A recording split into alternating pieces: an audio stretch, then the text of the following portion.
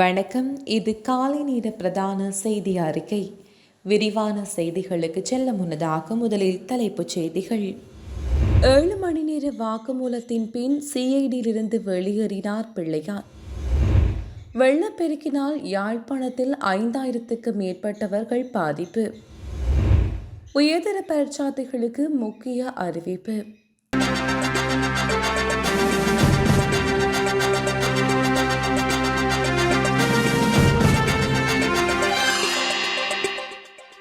சட்டவிரோதமான முறையில் சொகுசு மகிழுந்து ஒன்றை பயன்படுத்திய சம்பவம் தொடர்பில் விளக்கமறியலில் வைக்கப்பட்டிருந்த முன்னாள் ராஜாங்க அமைச்சர் லொஷான் ரத்வத்தையின் மனைவி டிசம்பர் 2 வரை மீண்டும் விளக்கமறியலில் வைக்கப்பட்டுள்ளார். நுகைக்குட நீதவான் நீதிமன்றத்தில் நேற்று அவரை முன்னிலைப்படுத்திய போதே இந்த உத்தரவு பிறப்பிக்கப்பட்டுள்ளது.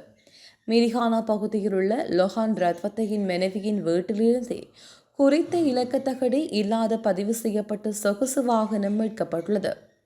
இதன் அடிப்படையில் லொஹான் ரத்வத்த மனைவி கடந்த நவம்பர் 4 நுகேகுட நீதவான் ருஹினி ஜெயவர்தன முன்னிலையில் தனது சட்டத்தரணி ஊடாக முன்னிலையான நிலையில் கைது செய்யப்பட்டிருந்தார். ருஹுனு பல்கலைக்கழகத்தின் கல்விசாரா ஊழியர்களினால் முன்னெடுக்கப்பட்ட பணி புறக்கணிப்பில் நேற்று 4வது நாளாக தொடர்கிறது. ருஹுனு பல்கலைக்கழகத்தின் உபவேந்தரை அந்த பதவியிலிருந்து நீக்குமாறு கோரி கல்விசாரா ஊழியர்கள் கடந்த 19 பணி புறக்கணிப்பில் போராட்டத்தில் ஈடுபட்டனர். இந்த வெடிக்கும் தொடர்பில் பல்கலைக்கழக தொழிற்சங்க கூட்டுக்குழு, பல்கலைக்கழக ஆசிரியர் தொழிற்சங்க கூட்டமைப்பு மற்றும் பல்கலைக்கழக மாணவர் ஒன்றியம் இணைந்து பிரதமர் ஹரணி அமரசூரியவுடன் கலந்துரையாடல் ஒன்றை முன்னெடுத்துள்ளது. இந்த நிலையில் பல்கலைக்கழக துணைவேந்தரை அந்த பதவியிலிருந்து நீக்கும் வரை தொழிற்சங்க நடவடிக்கையை கைவிடப் போவதில்லை என கல்விசாரா தொழிற்சங்கங்கள் தெரிவித்துள்ளது. வாக்குமூலம் வழங்குவதற்காக குற்றப்புலனாய்வு திணைக்களத்தில் முன்னிலையாகியிருந்த பிள்ளையான் எனப்படும் முன்னாள் ராஜாங்க அமைச்சர் சிவனேசதுரை சந்திரகாந்தன் அங்கிருந்து வெளியேறியுள்ளார். அவரிடம் சுமார் 7 மணித்தியாலங்கள் வாக்குமூலம் பெறப்பட்டதாக தெரிவிக்கப்படுகிறது. 2வது நாளாக நேற்றைய தினம் குற்றப்புலனாய்வு திணைக்களத்திற்கு அவர் அழைக்கப்பட்டிருந்தார்.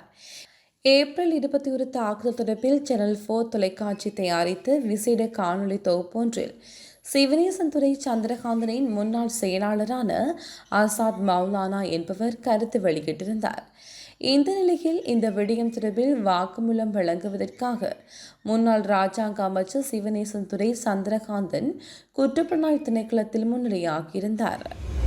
தென்கிழக்கு வங்காள விரிகுடா பகுதியில் இன்று குறைந்த காற்றழுத்த தாழ்வு மண்டலம் உருவாகலாம் என வளிமண்டலவியல் திணைக்களம் எதிர்வு கூறியுள்ளது.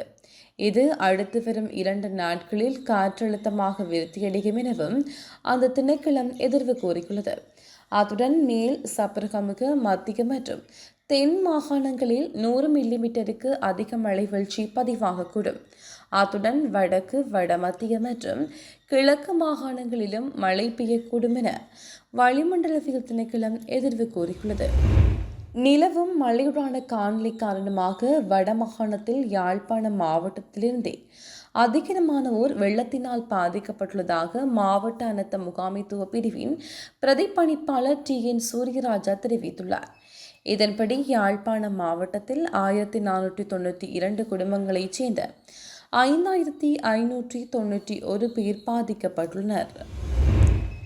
அஸ்விசும நலம்புரி கொடுப்பனவு பெறும் குடும்பங்களில் 70 வயதை பூர்த்தி செய்த முதியோர்களுக்கான கொடுப்பனவை அந்த குடும்பத்தின் அஸ்விசும பெறுநரின் கணக்கிற்கு வாய்ப்பிலிட நலன்புரி நன்மை சபை தீர்மானித்துள்ளது. நலன்புரி நன்மைகள் சபை வெளியிட்டுள்ள அறிக்கையில் இந்த விடயம் தெரிவிக்கப்பட்டுள்ளது.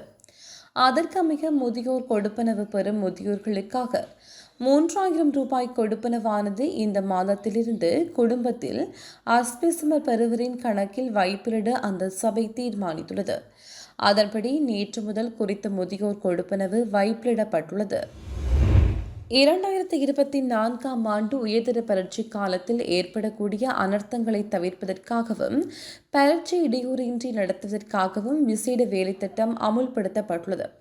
அனர்த்த முகாமைத்துவம், மத்திய நிலையம் மற்றும் பரீட்சைகள் திணைக்களம் ஆகியன இணைந்து இந்த விசேட வேலைத்திட்டத்தை நடைமுறைப்படுத்தியுள்ளது. தென்கிழக்கு வங்கக்கடலில் இன்றைய தினம் குறைந்த காற்றழுத்த தாழ்வு மண்டலம் உருவாக்கலாம் என வளிமண்டலவியல் திணைக்களம் எதிர்வு கூறியுள்ளது. பரீட்சை காலத்தில் ஏற்படக்கூடிய அனர்த்தங்களை தவிர்த்துக் கொள்வதற்கு மாணவர்கள் பரீட்சையை வெற்றிகரமாக எதிர்கொள்ளும் வகையில் இந்த நடவடிக்கை முன்னெடுக்கப்பட்டுள்ளது. இதன்படி முப்படை காவல்துறை உள்ளிட்ட அனர்த்த முகாமைத்துவ செயல்முறை தொடர்பான நிறுவனங்களுடன் ஒன்றிணைந்து பரீட்சை காலத்தில் ஏற்படக்கூடிய தடைகளை நிர்வகிக்க தேவையான வழிகாட்டுதல் சம்பந்தப்பட்ட பிரிவுகளுக்கு வழங்கப்பட்டுள்ளது. வெளிநாட்டு கடன்களூடாக அழுத்தங்கள் குறைக்கப்படும் போது நாட்டின் வங்கி செயற்பாடுகளை இலக்குப்படுத்த முடியும் என பிட்ச் ரேட்டிங் வெளியிட்டுள்ள அறிக்கை ஒன்றில் தெரிவிக்கப்பட்டுள்ளது. நாட்டின் வங்கி செயற்பாடுகள் கடந்த பொருளாதார நெருக்கடி காலத்தில் பல்வேறு அழுத்தங்களுக்கு உள்ளாகியிருந்தன. எனினும் அடுத்த கட்டமாக முன்னெடுக்கப்பட்ட வெற்றிகரமான மறுசீரமைப்பு நடவடிக்கையின் விளைவாக அந்த சூழ்நிலையில் மாற்றம் ஏற்பட்டுள்ளது. உள்நாட்டு மற்றும் வெளிநாட்டு கடன் மறுசீரமைப்பின் விளைவால் ஏற்படுகின்ற இறையாண்மை அழுத்தம் குறைப்பின் காரணமாக வங்கிகளின் செயற்பாட்டு சூழ்நிலை இலக்குப்படுத்தப்படும். பேரண்ட பொருளாதாரத்தின் முன்னேற்றமான சூழல் மற்றும் நிதியியல் மறுசீரமைப்பு என்பன வங்கிகளின் செயற்பாடுகளை எதிர்காலத்தில் மேலும் ஸ்திரப்படுத்துவன. எவ்வாறாயினும் தற்போது வங்கித் துறையில் ஏற்பட்டுள்ள சாதக நிலைமையின் ஸ்திரத்தன்மை கடன் மறுசீரமைப்பில் எட்டப்பட்ட ஒழுங்கமைப்பு தொடர்ந்து பேணுவதிலேயே தங்கியுள்ளது எனவும் பிட்ச் ரேட்டிங் வெளியிட்டுள்ள அறிக்கை ஒன்றில் தெரிவித்துள்ளது. கல்முனை பகுதியில் ஐஸ்ரக போதைப் பொருளை தம்பசம் வைத்திருந்த குற்றச்சாட்டில் 2 பேர் கைது செய்யப்பட்டுள்ளனர். கல்முனை விசேட அதிரடிப்படையினர் முன்னெடுத்த தேடுதலின் போதே இவர்களை கைது செய்துள்ளனர். கைதானவர்கள் கல்முனை குடிப்பகுதியைச் சேர்ந்தவர்கள் ஆவர். கைதானவர்கள் மேலதிக விசாரணைகளுக்காக கல்முனை காவல்துறையிடம் ஒப்படைக்கப்பட்டுள்ளனர்.